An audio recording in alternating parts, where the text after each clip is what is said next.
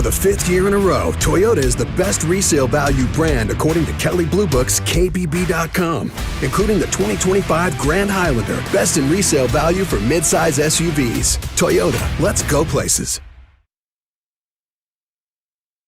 Hello, everyone. Paul Mancano here from the Banner offices along the Inner Harbor in downtown Baltimore on the Banner Baseball Show. Not joined by John Mioli, my usual co-host today, and today's episode is going to be a little bit different from what we usually bring you.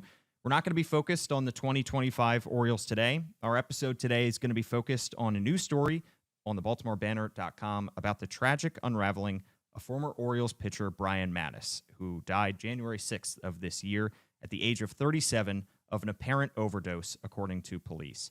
We're also going to discuss a second story, which dives into the difficulties professional athletes face when hit with struggles on the field and transitioning into their post-playing career. We're hoping to shed some light not only on Matusz's story, but also on challenges that are often forgotten about as players drift out of the spotlight. We have the two authors of those two stories here, Enterprise reporter Lee Sanderlin and Orioles beat writer Danielle Allentuck. And guys, before we get into our full conversation, I just want to provide a little bit of background on who Brian Matusz was, especially as a player, because that's how Orioles fans know him. As the fourth overall pick by the Orioles in the 2008 draft out of the University of San Diego, he debuted in 2009 at the age of 22, suffered an injury in 2011. That's when the Orioles decided to move him to the bullpen, where he took that full role on in 2012. Found a lot of success in that role, pitched to a 3.32 ERA between 2013 and 2015, and he became known as the David Ortiz stopper. Big Papi had just 4 hits in 30 plate appearances against him. Brian Matusz also worked with the Casey Cares Foundation, which helps critically ill children and their families. He was the Orioles nominee for the Roberto Clemente Award. He missed the 2016 spring training with a reported back injury and struggled out of the gate that season. That's when the Orioles traded him to the Atlanta Braves with a draft pick for a pair of minor leaguers. Atlanta then released him. He signed with the Chicago Cubs, where he pitched in just one game, gave up 6 runs in 3 innings on Sunday Night Baseball, and the Cubs cut him the next day. That would be his last appearance in the majors. He had brief stints with Arizona's AAA team, as well as the Mexican League and independent ball before his playing career was done. Now, the story, which you can read on the BaltimoreBanner.com, obviously deals with far more than Brian Matusz's playing career. It paints the picture of a professional athlete who is beginning to lose his way at the end of his playing days and into retirement, both on the field and off. We do want to issue a warning that we are going to be discussing potentially triggering topics such as domestic violence and drug use. Guys, I want to first get into the growth of Brian Matusz as a player and discuss it from there, because you guys have both done a lot of research on this topic. Lee, let's start with you. People that you talked to who knew Brian Matusz growing up, what did you learn from them about who he was as a player and as a young man? A couple months ago, I went out to Arizona and tried to meet some folks who basically have known him his whole life. Anytime you go track down any professional athlete, any standout athlete's origin story, like it takes on this very like cliche quality to it. Like it's the best player they've ever seen, all these things, right? And of course it's true. Like they're dominant. They're the best of the best. But the thing about Brian that people wanted to hone in on was, like, for a teenager, he was unusually disciplined. He was unusually like clean cut. His work ethic was impeccable. The newspaper in Arizona, the Republic, wrote this story that the newspaper said he was a flawless person. It was like the line, there was a line in there that his only flaw was his shaggy hair. He had no pet peeves. And they were, like the reporters basically like, is there anything wrong with you? And he's like, I guess my room's not very neat, but I'm pretty neat on the mound. But his coaches said the same thing. Like, he was a dream to coach. One of the assistant coaches who ended up knowing him pretty well and knowing the family decently, described him as an all-American kid. He said, someone I would want my daughter to date,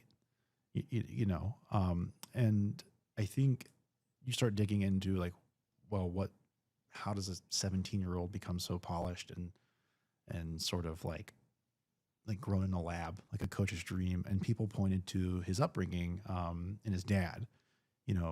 Mike Matusz was a had a career in construction. The Matusz family grew up really Catholic. He was in Catholic school where he went to college, was a Catholic university. But Mike Matusz was like hard driving on his sons to be the best they can be in terms of baseball. So from the time Ryan was a little boy, you could find him at a little league field or some ball field, and there was a really good chance you'd see his dad there, or you'd see his older brother there. And, you know, I think we all know there's some sort of balance in those relationships. And I think it was remarked to me by a few people, but the one, a coach said, you know, like that Mike was tougher on Brian than people probably ever realized. And some of other people that knew them shared that, but at the same time, like it would have been really hard to argue with any sort of approach, because he made his dream. He was the 4th overall pick. Yeah, and obviously translated that into a career in Major League Baseball. There were certainly plenty of high expectations. There are high expectations with every first-round pick, especially somebody who's taken in the top 5. And to transition from somebody who was taken during the Orioles' lean years as one of the pitchers who they were hoping was going to help them transition into a competitive window, then he moves from the rotation to the bullpen in 2012. And Lee, why was that move to the pen such a defining moment in Brian Matusz's career? Yeah, and listen, I think Danielle can speak about this too. But look, these are young men who grow up, and I don't think many young men grow up who play baseball, who are pitchers, grow up wanting to become a middle reliever. You know, yes, some people grow up being closers, but when you've been a starting pitcher your whole life, and all of a sudden you're not, for the first time in your life, you're like 25 years old, and that's taken away from you, and you're being told you're not good enough. You know, that introduces something that I doubt he'd ever felt before, which was doubt. And it's not to say, listen, like a middle reliever in the major leagues is still one of the most talented pitchers on planet Earth. Okay. Like let's not get that confused, but it is a change. It is a huge change, and it introduces doubt. And all of a sudden it's natural. You would start questioning that. And I think, you know, Danielle can probably speak more to how people take these moves, but you're just like reframing, like your world looks different all of a sudden. Brian in particular, you know, he never stopped seeing himself as a starter. You know, you see, you know, a lot of times the starter will get moved to the bullpen. It's a pretty common move that gets made at some point in a player's career.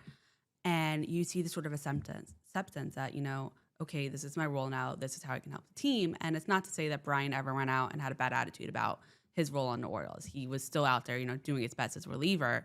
But inside of him, he always wanted to be a starter. That's where he saw success. That's what he told Buck Showalter, his manager, that he wanted to be a starter, and that was still what he identified as. And I think this is kind of one of the turning points where you see his career kind of unravel because, you know, he lost his spot. He thought that was it for him. Yeah, I want to put something out. Like, this did not make the article, you know, because you can't include everything. But like, this is a guy that would go into spring training after the move and like try to compete for a spot in the rotation and not get it.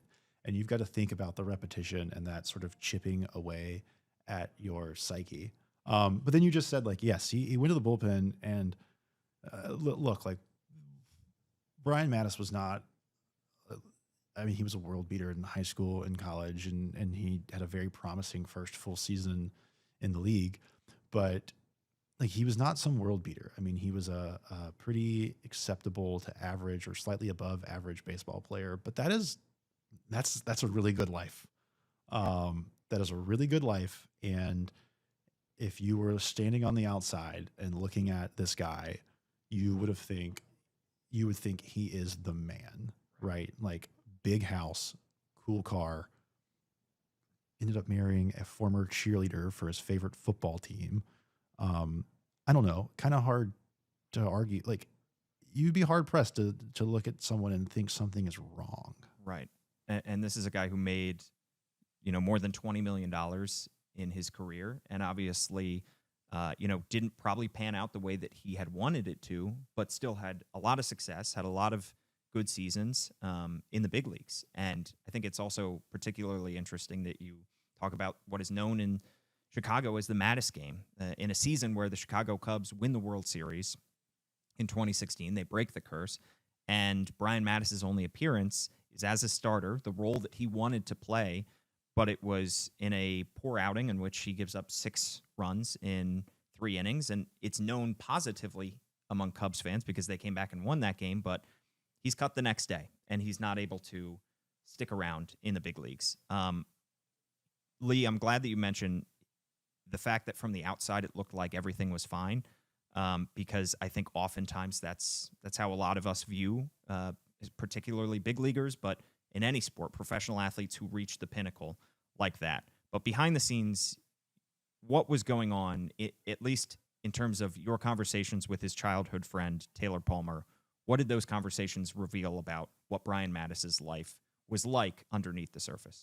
Sure. So I think we can only know what people tell us, but what we know about Brian is that, like, by all accounts, his friends loved him and he was a really good time, and he liked to have a good time.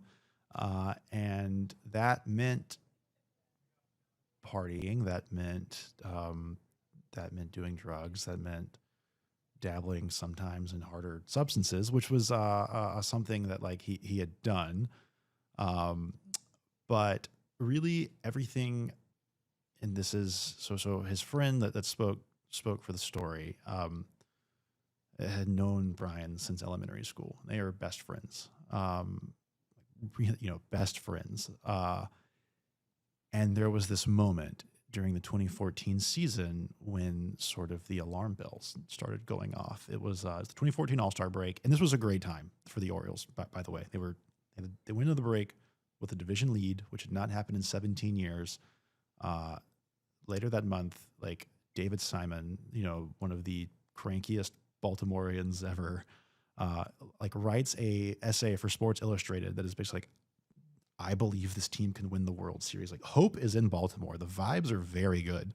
And you have a 27-year-old Brian Matusz with money in the bank, a couple days off. Maybe goes, probably go somewhere tropical. I don't know. But he makes the decision to go home to Phoenix. And without the ability to get in his head and relying on what his friend told us, it's clear that he is looking for an escape of some sort. He's trying to escape, whether it's the grind of the baseball season or the grind of not living up to his own expectations. Anyways, he goes home. His friend texts him. He's like, basically, just, hey, I have some Percocet, or something for us to enjoy. And whatever, they've done it before, but Brian apparently responds like pretty affirmatively. He's like, okay, great, come over right away. And Brian spent the next 3 days just getting high on Percocet. And Taylor described it as being zombied out. Taylor said then that, like, the thought that went through his mind was, he was like shocked. 2, the thought that went through his mind was, you can't fuck around with this drug and be a professional athlete. And we start to learn through interviews, through court records, police records, and things that had largely gone unnoticed and unearthed, that, like, this was the beginning of a pattern, and by the time we get to Chicago, to the Matusz game, like, things are not well. Things are really unwell for Brian. Yeah, and off the field as well, in terms of his relationship. He does find a woman and get married. What did you learn about his relationship with his wife as well? Yeah, so his former wife, I guess for the viewers and the listeners, if you read the story, you'll understand. We don't name her because she is the victim of domestic abuse, and we have a policy at the Banner of not. We typically do not name victims without their consent. We made a lot of efforts to speak to her and her family, and I think understandably they didn't want to speak. But we did think their relationship was important in understanding sort of how this very promising guy kind of lost his way. Anyways, they date. It's very much a whirlwind romance, and they start dating in January of 2015. Now, they had been talking on Facebook a little bit, like a few months, back into 2014. They date by Valentine's Day. Like he is ready to fly her out to Baltimore. Like the season's going to start. He's flying her to games. This is it's very much a whirlwind romance that kind of starts off like they all do. I mean, he's young and rich and he's good looking. She was a former cheerleader. Like it's kind of like a classic relationship. There are lavish gifts, but there is a dark side to this relationship, and it comes in the form of like violent outbursts by Brian, and they become more prevalent as his career starts to slip away with him. And actually, in a court hearing that we were able to get a recording of, she talks about like after the Matusz game, which we can all picture sort of a guy in like the bowels of Wrigley Field with like the 1,000-yard stare, wondering if this is it, if that it's over. He does not handle this well, and his outbursts become more severe. There's sort of intimation that drug use, already presumably pretty regular, becomes a lot more regular. And still the relationship goes on. They're married, and they in 2017 he proposes, and she says yes. They're married in 2018. Somewhere in there, he, according to court records, went to rehab. Somewhere in there, rehab sticks for at least a little bit. He's trying to make a comeback to baseball, but he apparently goes down to like his brief appearance in the Mexican League, and he trains for 5 weeks ahead of one game in the Mexican League, where he gives up 5 runs in 3 innings, and he says he feels like his arm is going to fall off. Okay, so like something in his mind has to be clicking that like I can't, like baseball. It was described to me that like to the outside he's telling everyone I'm going to come back. I'm still a ball player, but like on the inside it was a facade. He must have known, but his relationship with his wife is not good. There's a lot of confrontations right before they file for divorce. So this is December of 2019 now. She has gone to the authorities and applied for a protective order, and in it, so you fill these out, and you're supposed to you fill it out. It's under penalty of perjury, and she describes like a pattern of incidents where he becomes incredibly violent, and they almost always center around baseball and his losing baseball.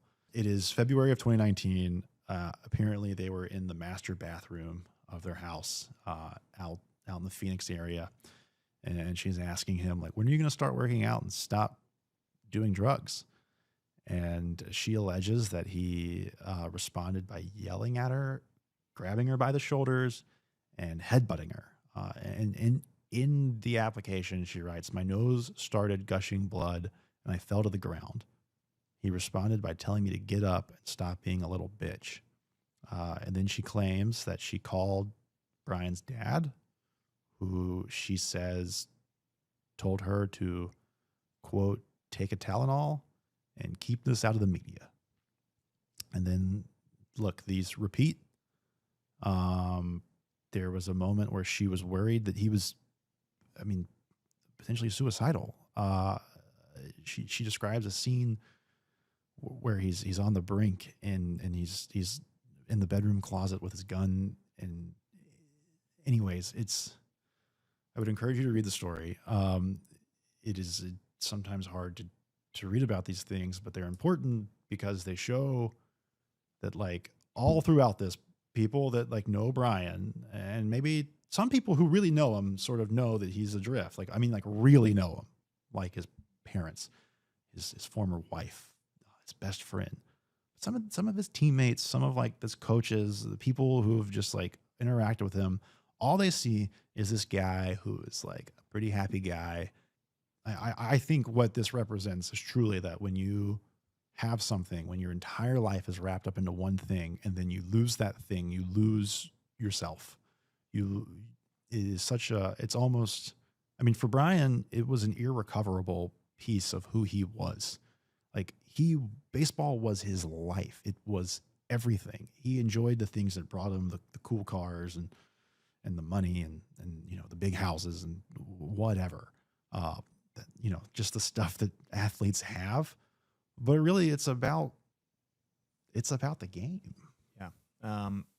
In terms of Brian's final days as well, before we discuss, because I think we should discuss, as well the follow-up piece that Danielle has written about how this is not an uncommon occurrence for players to struggle with the transition at the end of their career into their post-playing days. But in terms of Brian's final days as well, passed away January 6th of this year. What did you learn about that and in your reporting, Lee? We know, like, the further away from his divorce, the more adrift he becomes. We both talk to people. I have Danielle chime in really quick. She talked to some teammates. I think it'll be reflected in her story. It's reflected in her story, but they describe a guy that's stuck. Yeah, so Caleb Joseph, who was one of his closest teammates, he actually lived with Brian 3 separate times throughout their careers. They were drafted the same year. What he described as he didn't know why Brian was getting out of bed anymore. He didn't know what he was doing. He didn't know what was motivating him to keep living. And he said in July of 2024, about 6 months before Brian died, that he started to grow really concerned. And so did some of his other teammates. And Zach Britton, another former Orioles pitcher who was really close to Brian, said that he got a text from him a couple months after that just kind of seemed like out of the blue. He was, telling Brian how good of a friend he was and how much his friendship meant to him. And it was a really nice text. But, looking back on it now, it seemed like a final text. It seemed like a goodbye. So his teammates had kind of started to pick up on this pattern that this guy, has nothing to live for at this point. And the year before he died, he stopped speaking to his best friend. I mean, he didn't speak to his best friend. We know through the police report that Brian's mother, Liz, knew her son was struggling. Brian would tell her that he used to have it all. He would tell her that there was nothing left for him. And she was worried. So 2 days before he died, something happened to Brian, and she had to take him to the emergency room. We don't know what it is because the police report redacts the specifics, but we know he got there. It's a Catholic hospital. They gave him a dose of some drug to reverse or fix whatever was ailing him. And when they released him the next morning, the staff at the hospital recommended that he needs to go see a mental health professional ASAP. So Liz Matusz, worried about her son, drives him straight to a psychiatric facility. But the police report says he was not admitted. We don't know if they wouldn't take him or he wouldn't go, but he wasn't admitted.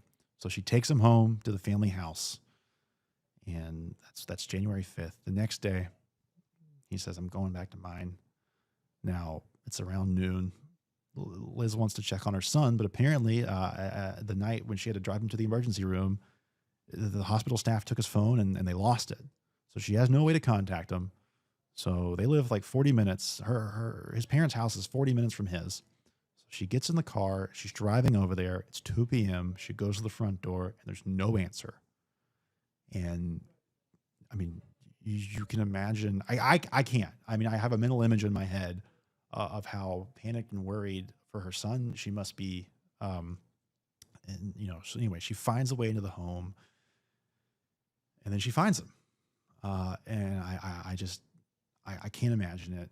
I will say we tried to talk to his family, and I think also understandably they didn't want to talk. We had heard separately from one another that they were telling people that, like, look, they just want to remember like the good days. And I think, I understand that they are grieving, and they lost a son and a brother, and that is incredibly difficult to lose someone unexpectedly. But and I would just add that the reason we told this story, even though we did have trouble getting to some of the closest people, is because it's a story worth telling.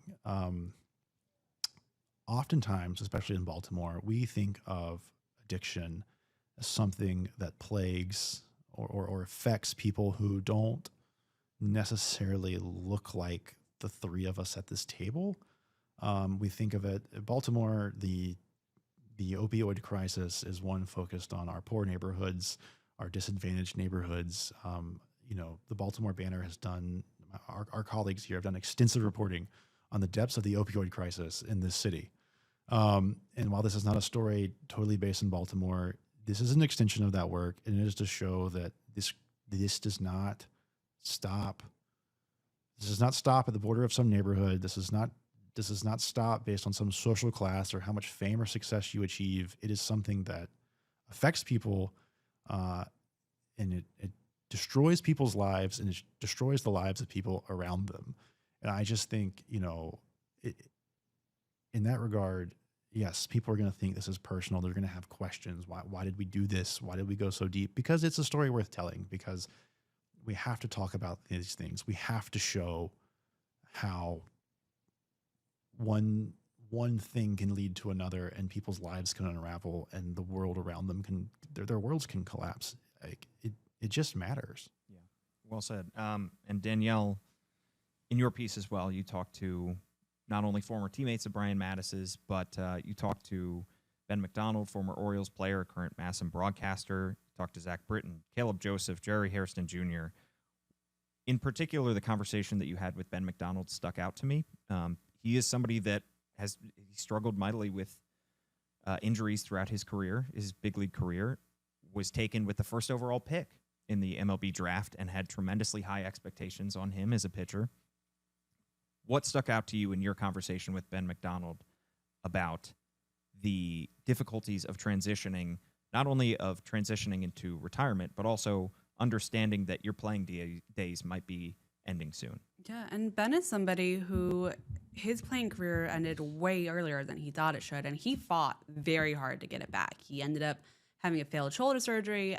He was in rehab for over a year for his shoulder, trying to get it back, trying to get back to the level he was. And because his career, number one, didn't pan out the way he thought it should, and number two, ended kind of out of his control, he did not choose to retire.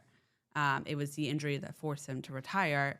He had no idea what to do next. He turned to alcohol, and, he says that he was really lucky that his wife gave him an ultimatum when she basically said, you go to therapy or you lose your family, because you're my husband, you're a father to these kids.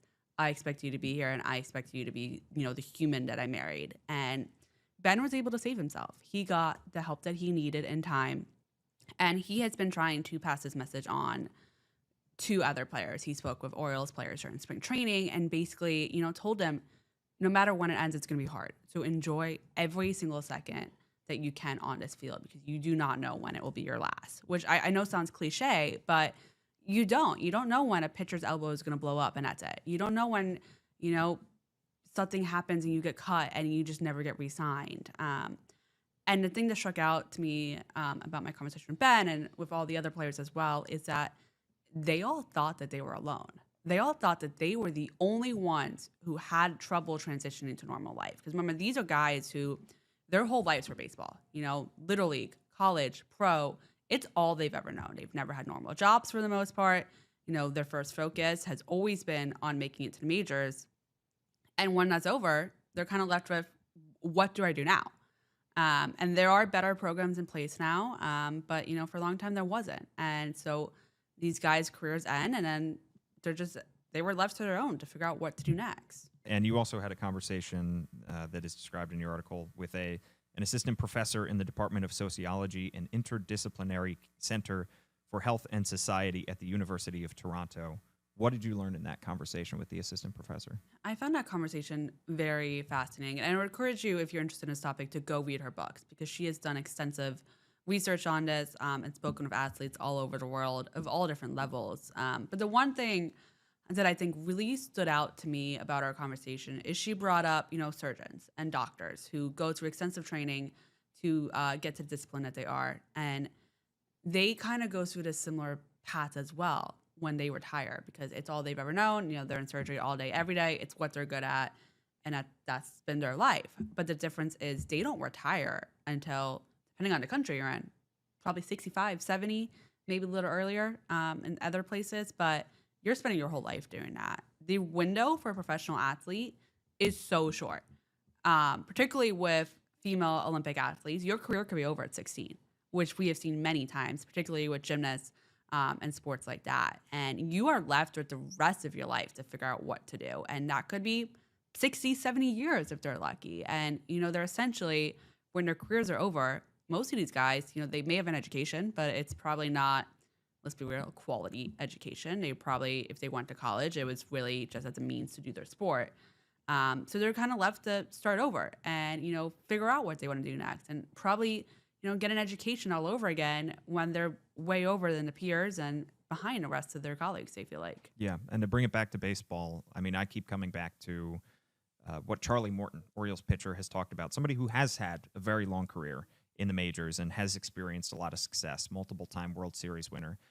When he has discussed the fact that he came to Baltimore, signed a one-year deal with the Orioles after the incredible career that he has had, his reasoning for not wanting to retire, not wanting to put baseball aside, but wanting to come back to the game, he has talked about a start that he had last August against the Milwaukee Brewers, where he really struggled, gave up 8 or 9 runs in fewer than 3 innings, and how that failure fueled his decision to return to the game. And a lot of our conversations today, when we're talking about Brian Matusz and any player that was reaching the end of their career, it's oftentimes, at least in terms of what they've said, that the failures that they've experienced, it's difficult to swallow the failures near the end of their career when they may be physically declining, and they don't want to let that be the final note on their playing career.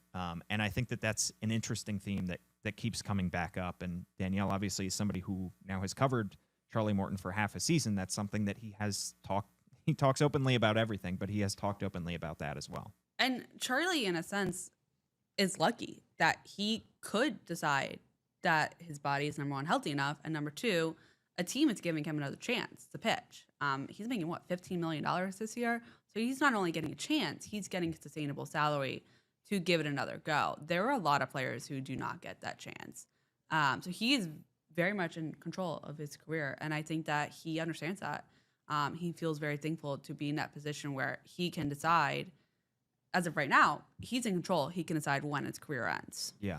In terms of the resources that are available to players as well, there aren't a whole lot post-career, and that's something that you discuss as well. I mean, there are mental skills coaches that are available in the minor leagues and the major leagues for a lot of organizations now, but a lot of their focus tends to be on making these players the best players that they can be and helping them go out on the field and succeed. But in terms of what they experience after playing baseball or what they experience while they're going through injuries, there aren't as many resources for players. There's the baseball assistance team, which you've written about. But Danielle, other than that, what can players do? Is there really anything at their disposal that can help them get through these struggles? So the Major League Players Association alumni have actually put together a couple of programs that the feedback has been great from it. So essentially, they meet in person 1 to 2 times a year, and it's basically a giant conference on how do you adjust to life post playing days. And they have different seminars set up. There will be a seminar on broadcasting, if that's something you want to go into, on coaching, on scouting, Maybe you don't want to stay in baseball. Maybe you feel like you've done enough baseball, so you can go into, other careers. And they have resume workshops, they have cover letter workshops, they have financial literacy, they have all these programs set up. And a lot of times it is former players leading these discussions. So during the day, that's what it is. You're learning, you're trying to figure out what you want to do next. And at night, they get to talk to each other. They get to see, okay, oh, this guy did this and this is how he did that, or this guy struggled, I'm not alone. It's just kind of a chance for them to all be in one place. And in between these conferences, they do have webinars that players can join. And the thing that I like a lot about these is it's not just for the player. They invite the player's spouses to come as well, because I think it's important for them, to be able to figure out what they want to do next. A lot of times they will put their careers on hold to support, their husband, boyfriend, partner, whatever it may be throughout their career. And, now they're also left trying to figure out what's next, both for themselves and for their partner. Yeah. Well, Danielle, Lee, I can't thank you guys enough for joining the Banner Baseball Show to talk about this. Obviously, the stories are available to everybody right now on the BaltimoreBanner.com, where you can subscribe $1 for 6 months, and we encourage you to go ahead and read those stories. Guys, I appreciate your time. Lee Sanderlin, Enterprise reporter for the Baltimore Banner, Danielle Allentuck, Orioles beat writer. Thanks so much for your time. Thanks for having us. I'll be back with John Mioli at some point next week to discuss Orioles baseball. I'm Paul Mancano. Thanks so much for tuning in.